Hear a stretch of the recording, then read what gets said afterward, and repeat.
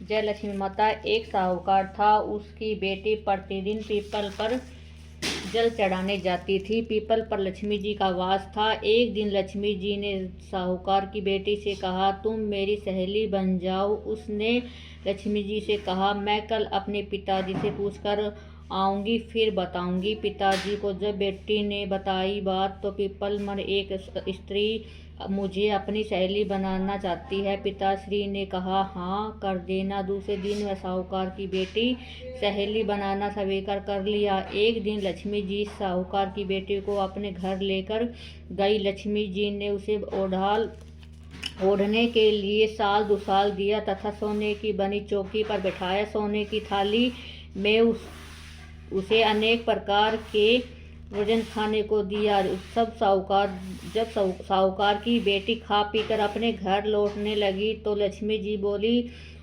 तुम मुझे अपने घर पर कब बुला रही हो? पर पहले तो सेठ की पुत्री आनाकानी करती,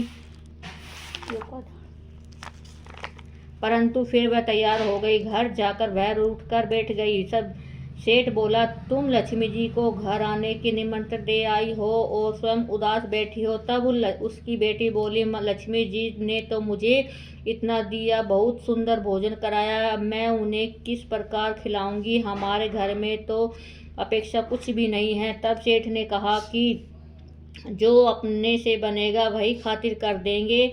तुम मतलब घबराओ और गोबर मिट्टी से चौका लगाकर सफाई कर देना। चौमुखी दीपक जल बनाकर लक्ष्मी जी का नाम लेकर बैठ जाना। उसी समय चील किसी रानी का नौलखा हार उसके पास डाल गई। साहूकार की बेटी ने उसे हार को बेचकर सोने की चौकी, सोने का थाल, साल दुसाल और अनेक प्रकार का भोजन तैयारी कर ली। थोड़ी देर बाद गणेश जी और लक्ष्मी जी उसके घर पर गए। साहूकार की बेटी ने बैठने के लिए सोने की चौकी दी। लक्ष्मी जी बैठने को बहुत मना किया और कहा कि इस पर तो राजा रानी बैठते हैं। तब सेठ की बेटी बोली, लक्ष्मी जी जबरदस्ती को चौकी पर बिठा दिया। लक्ष्मी जी उसने बहुत खातिरदारी की। लक्ष्मी जी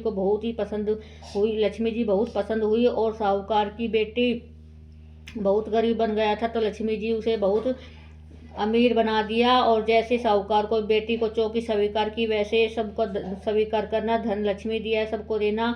हे मेरी लक्ष्मी माता, सबके घर में ऐसे ही विराजमान आना और सबके घर में सुख शांति और धन दौलत की बाढ़ लगाना। जय माँ लक्ष्मी। एक विधायक बाबा था, चुट्टी में चावल बोलो, हम दूध लिया डोला करता, कोई मेरी खीर बना दो, कोई मेरी खीर बना दो। सब गांव वाला हंसने लग गया कि इस चुट्टी की चावल में और चम्मच में दूध में की खीर बना से। तो एक बुढ़ी माई बोली कि आज जब मैं तेरी खीर बनाऊंगी। और बुढ़ी माई अपना बड़ो सारो डेगचो चढ़ा दियो और वह अपना बना दियो घड़ो सारो अपना गाँव ने नोतो दिया। वाह बिंदाक बाबा खीर खा ले। तो बिंदाक बाबा बोला कि पहले गाँव वाला नोता दिया, वो गाँव वाला नोता देने गई। उसकी बहू सोची जब इसका कहना से इतनी खीर बनेगी तो उसकी जो तो खाओगे भी सारी, वो अपने लखो के अपना कुआड़ के पीछा न जाए। बिंदाई बाबा को नाम लेकर खाने लगी। फिर बिंदवाई अपना बुढ़ी माई सब ने नोतो देकर बोले, बिंदाई बाबा पहले तू खा फिर सब ने खाऊंगी। बोले ना मैं तो खा ली, मैंने तो भोग के ही, मैं तो वो सुबह से मैंने भोग लाग गई, मेरे तन्ने कौन भोग दिए? बोले तेरी बहू कुआड़ के पीछा ने और ओला के सारे खाए ना। जब बिंदाई बाबा को नाम लियो अपने सब परिवार ने खुआइए, सब ने खुआइए। चाल तो झुपड़ी के लात मार गए। बुढ़ी माई का घणो धन दौलत हो गया और वह बची खीर उसने दाब दी, उसमें भी धन दौलत नहीं रहे। बिंदाई बाबा बुढ़ी माई ने टूटे सब खाने कहते सुनता उकारा बरता है।